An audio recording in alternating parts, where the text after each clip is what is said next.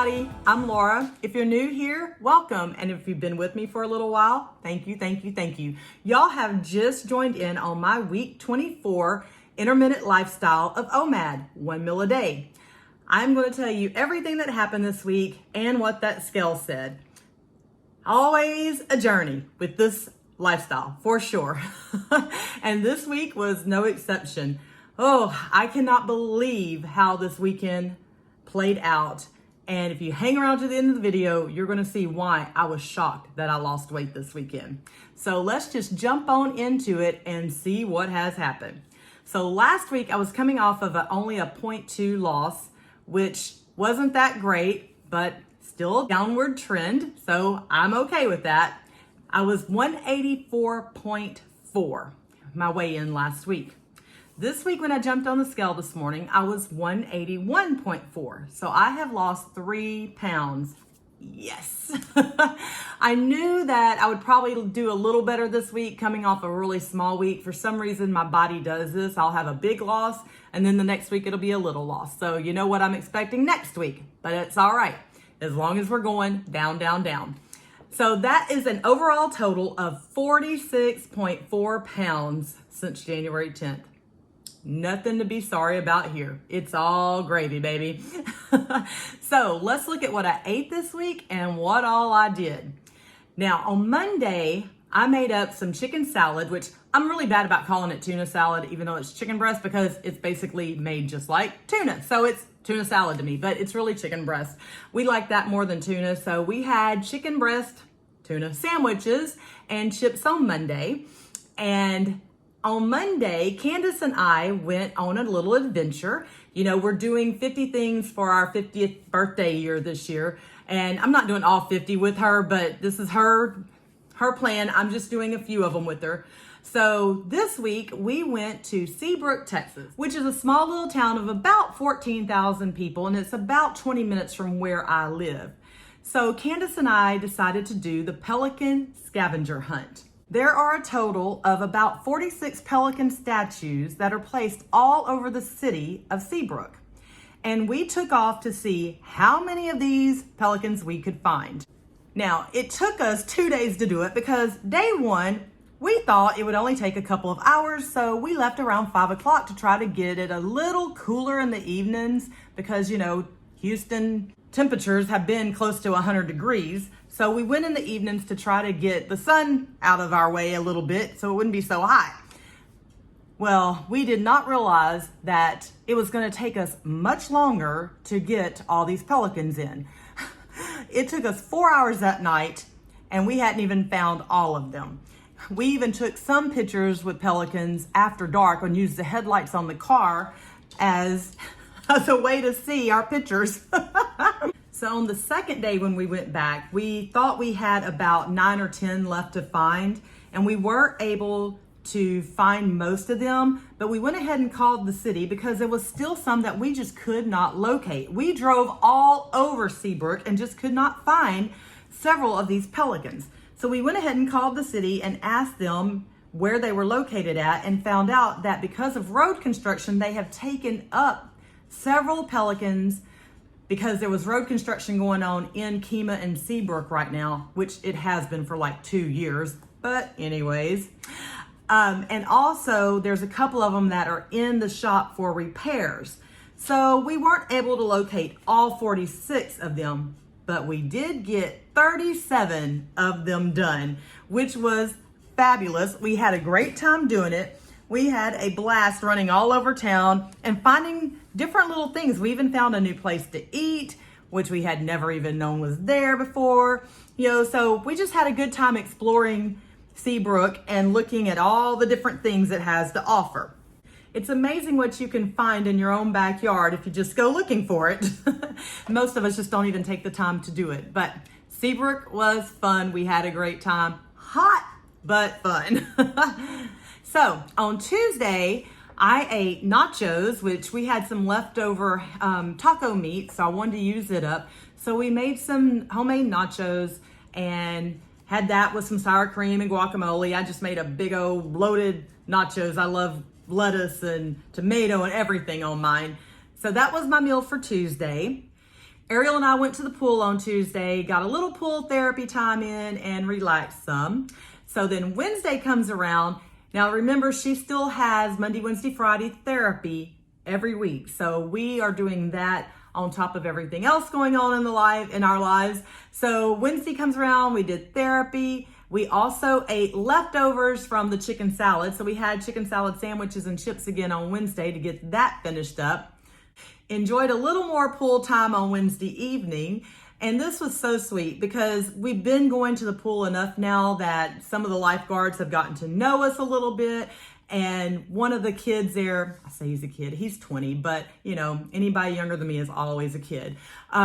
He's been talking to Ariel about her injury, and he asked her if she wanted to use a little motorized chair to get in and out of the pool with. And she was like, she just wanted to do it to try it out. It was so funny. She did do it. It took forever to get in the pool. So I think she's decided not to do that. She can just go ahead and get in the pool a lot quicker. But it was sweet that he offered. So she did a chair lift ride. So on Thursday, I had a New York strip that I had grilled up and a Caesar salad for my lunch that day. So also on Thursday, Candace and I went to the skating rink to get some skate time in. Now, let me tell you, we were trying to practice a little bit because our birthday party is coming up here in a couple months. It's flying up on us, and we're both so busy. She shoots archery, so she's out of town a lot. It's hard for us to find time to actually get together to do anything with our roller skating. So Thursday morning, we went and grabbed an hour or so in at the rink and did a little practicing, but it was super busy with kids. There was a daycare there, and there were kids everywhere. And all of them were falling down. They were using their little, I call them walkers, but that's not what it is. It's really a skate mate, but I call them their little walkers. And every corner, the kids kept falling because they can't turn those skate mates. So we were dodging and weaving and helping kids up. And I was like, this is not going to work. So we're going to try to go back more in the afternoons or evenings sometime when maybe the daycares aren't there, because it was insane how busy they were Thursday morning. On Friday, I had found some boudin that I had put in the freezer months back and forgot about. So Ariel and I had boudin sandwiches and a Caesar salad. Candace and I also, that was the second day of finishing up the pelican scavenger hunt. And we also did eat, well, I didn't eat. I had coffee. She ate at Damn Fine Coffee Pies and Tots. That was the name of the little place that we found in Seabrook. So she ate that. We did a food review just on the fly. It was just like, why not? So that was fun. And then Friday night, Ariel and I went back to the pool and got a little bit more pool time in to round out the week. Saturday, oh my goodness, guys, this past weekend is like a huge blur to me. Everything that I thought was going to go on and happen did not happen the way I thought it was. I'm a planner, as y'all know, and I like to plan everything out, times. I'm the itinerary person. If we're going on a trip, I've got itinerary listed everywhere we're going and the times are going to be there. So it's not that it's hard for me to be flexible, but when things change and things happen, it throws me for a loop and I have to regroup and reorganize. And that was this weekend totally. So y'all know I'm doing 15,000 steps a day for a challenge that I'm in, and I've almost made it. Here we're at the end of the month. I just have a few more days left. So those 15,000 steps take me a while to get. So Saturday I got up, went to a race. It was an 8K race, which is right about 5 miles. And I jogged. I walked very little, but I did more jogging than anything. And I got 5 miles in 1 hour and 5 minutes. I was super happy with that because it's been a long time since I've seen times like that. I was jogging a little over 13-minute miles. So that makes me happy. And I think I know the weight loss has a lot to do with that. So that Saturday morning, came home, changed and got ready for our day. So we had the leftover boudin sandwiches and salad for lunch-ish dinner that day. And then we headed out. Ariel and I had tickets to go see a junior roller derby game at the skating rink. We have made friends with some of the people that run the roller derby, and they invited us to come watch.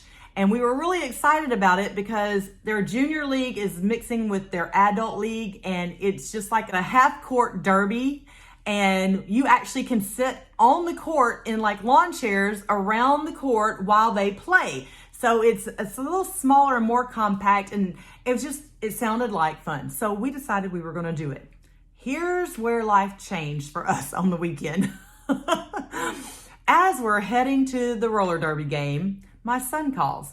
Now they were on their way, him and his wife were on their way back from Oklahoma, driving with his truck pulling their RV camper and her expedition pulling a box camper that has their motorcycle and tools in it. He is coming home for a week to spend with the family. So they were bringing everything back down with them, and they had left Oklahoma earlier that day, and it was almost 8 p.m. when he called, which the roller derby game started at 8:30. So we were on our way over to go watch the game when he calls, and he tells us that they had broke down on the side of the road about 3-ish hours away from us. So now the fun begins of, we have one truck which could pull back the box trailer, but how are we going to get the expedition home? So I told my son, I said, see if you can find another truck or a flatbed lowboy trailer. We can load up the expedition. And Ariel and I were going to go and still watch at least 30 minutes of the game. You know, we bought tickets. We didn't want to miss it completely, but even if we got 5 or 10 minutes in just to see it live, you know, we just wanted to go. So we did do that. We went and spent about 30 minutes there while Devin was trying to get some other people involved to help us out a little bit. And that is a good thing, I will say, about living in the community I've lived in for the last 22 years. We have made a lot of friends, and our subdivision here, there's a lot of us that are very tight, close-knit. If they need something, you know, we all help each other out around here. So that's the one good thing about having good neighbors. So while Devin was on the horn getting something done, Ariel and I did watch a little bit of the roller derby game, and then we left out of there, came home, picked up the truck. A neighbor across the street loaded up his truck with the lowboy, and off we went to Waco. Actually, it was a little further than Waco. They were in, like, I believe it's called Hearn or something. But anyways, so we get up there. We are about literally 5 minutes from where my son is broke down at. And one of the tires on my neighbor's trailer, literally the tread comes undone. These tires apparently were dry rotted. We took it slow and easy, made it to where my son and his wife were. So then they had to change the tire on the lowboy. And while they were doing that, it was chaotic. It's dark. You know, now we're almost, it's probably after midnight. It was after midnight at this point. It's pitch dark outside. We're having to do everything by flashlights. We're in and out of the box trailer trying to get tools, you know, and during the process, I don't know exactly how it went down, but my daughter-in-law's wedding rings were on like a key ring, and she had put them somewhere. I'm thinking it was either in the expedition or the box trailer, because they were working with the tire and stuff, and she was helping, you know, so she didn't want to get her wedding ring caught on anything or ripped. And my son did not know that she had put her wedding rings in a certain area, and he was pulling things out, and her wedding rings got lost on the ground.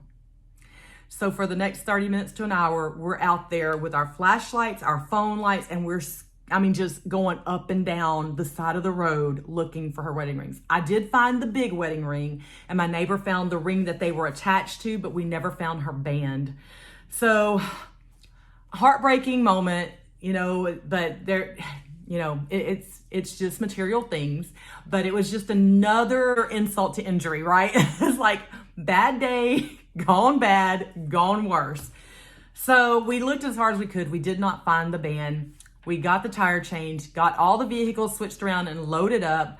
My daughter's truck pulled the expedition on the lowboy, which I was driving. My son had the RV on his truck, and Patrick, my neighbor, had the box trailer with the motorcycles in it on his truck. So now we are a caravan heading back to Houston.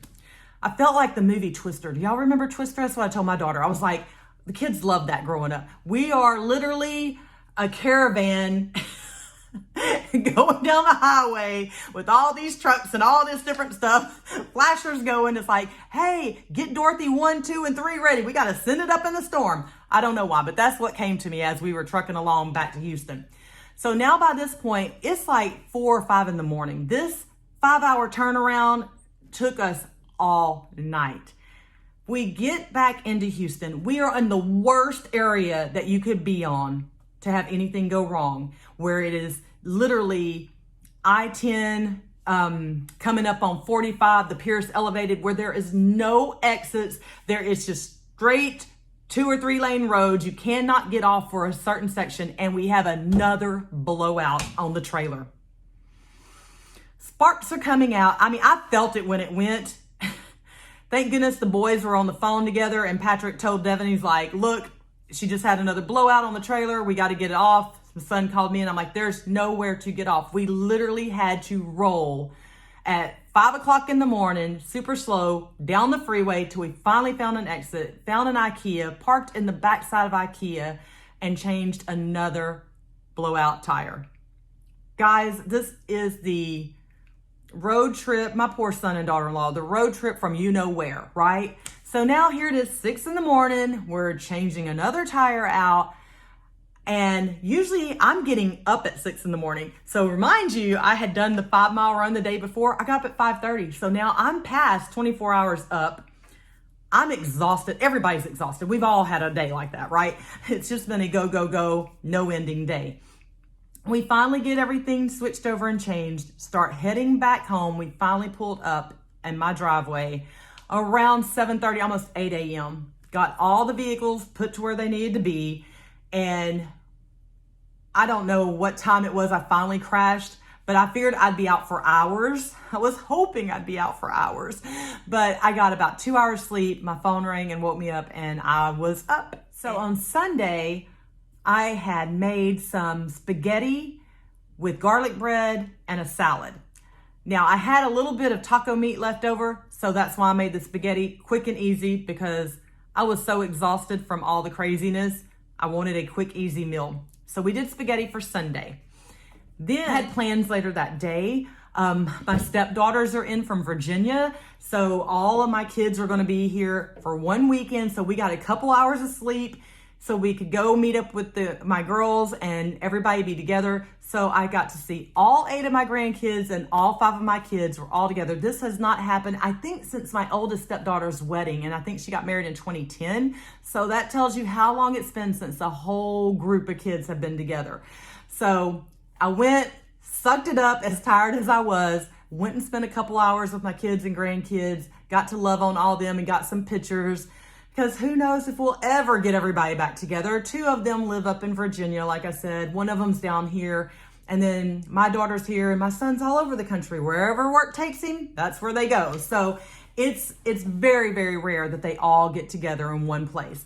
So my heart was full yesterday, even though my eyes were tired and burning, but I got it done. I saw my babies, and I was so happy. While we were at the park yesterday taking pictures with all the kids, my grandson Jonah come up to me and he said, Gigi, he says, I am sad. I said, why are you so sad, baby? He said, because the boy chicken, I'm scared that man that you gave him to is going to eat him. And I said, you're talking about Victor, my chicken? He said, yeah. I said, you watch my YouTube channel? He said, yes, Losing Laura. He knew about it. And so I looked at my son-in-law. I said, how does Jonah know about my channel? He said, I think he watches the chicken videos at my mom's house. So it cracked me up. I had no idea that my grandson had been following my chicken journey. So Ann and Jesse, thank you for showing Jonah about my chickens. It was hilarious. I thought it was so much fun. My grandson likes my chickens. Wow. Anyways, I just thought I'd throw that in there because I got a kick out of that, a huge kick out of that yesterday. So then the process started of, I haven't got my 15,000 steps in yet. Came this close, guys. Part of me wanted to go, forget about it. Forget about it. I'm not going to complete this challenge. Because I did set this goal for myself of 15,000 steps a day. I did. This was just a personal thing I was going to do. You know, the step challenge, you just do as many as you want to do. But this was my personal goal. And I was so tired last night, this close to saying, whatever, and just going back to bed. But then part of me was like, I'm so close. It's June 26th. You only have a few more days to go and you would have literally made 15,000 steps a day. You got to finish, Laura. You got to. This is where the accountability comes in, right? You got to be accountable to yourself more than anything in whatever you decide to do. So I could have just as easily went back to bed and slept for 10 hours, but I didn't. I got up, I put my walking shoes on, and at 7 o'clock, I went out and hit that street and I walked my neighborhood until I got about 1,500 steps shy. And then I was like, okay, I'm done walking. So I came into the house, rested for a little bit, and I put on a YouTube video that TNZ RV Life had sent me. I don't know the name, but it's a son, mother, and they do dance steps to this really great music. And so I put one of their YouTube videos on and I got my last 15 to 2,000 steps in by dancing around the living room, up and down and just acting crazy and getting my few steps in at the last minute last night. I made my steps yesterday, but I'm going to tell you, it was work. Am I glad I did it? Absolutely, because I've done every day this month so far, and I've just got a few days left. But was it difficult and hard? Absolutely. All things worth having is work. All things worth having sometimes is going to be difficult and hard, but you just got to keep doing it. This morning, my captain from the Steps Challenge sent out a video for us to watch, and I watched it, and there was something that resonated with me. Part of the video, the man said, you can have results or you can have excuses. And I thought, wow, that is it right there. Yesterday, I could have had excuses left and right because I'd been up, I was tired, I just did not feel like going and getting my steps in for the day. It could have been so easy for me to have an excuse, but I didn't. I made it happen, I got it done, and hopefully results will follow. So I said all this, guys, just as a reminder, yes, consistency is key, and so is accountability to yourself. If you want to be accountable to other people, like that's why I started this channel, was for accountability. But now I'm realizing I need to be accountable to myself. I need to hold myself accountable. If I say I'm going to do something, do it. And not worry about anything else. Just do it. Sort of like Nike. Do it. Anyways, I'm so sorry that this video is so long, but just so much happened this week. And even though I am still wore out and tired, I'm glad the week is over. I'm hoping this week is much better, but I'm happy with everything that has went on this week, from weight loss to seeing my family and getting all the love and hugs and kisses from my babies. It was a good week, even with the mishaps. It's life. Life happens, as they say. So guys, I'm so glad you're here. I'm glad y'all joined me. And I hope each and every one of you have a blessed and wonderful day. And I will see y'all again next Monday for week 25's OMAD 1 meal a day update with my intermittent fasting lifestyle. Until then, guys, have a great one and I will see y'all later. Bye.